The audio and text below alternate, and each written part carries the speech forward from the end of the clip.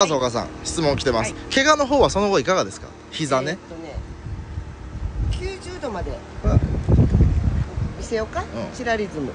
あ、今そんなんなってんね。サポーターになってるね。ここまで曲がるように。はいはいはいはいはい。だからまあまあ普通にはちょっと杖さえあれば歩けます。で今なみこしせっかくねおみこしを担ぐことになったんですけど。お祭りに参加させてもらって衣装着たけど。足無理なんでもう脱ぎます自転車がこう乗れるようになってからみこしには挑戦しようと。今日能登半島のこれなんか西海祭りなんかお祭りにねお呼ばれしまして、とりあえずちょっと嬉しいから浴衣だけ着たけど、みこしは担げないのでもう脱ぎますでも元気です。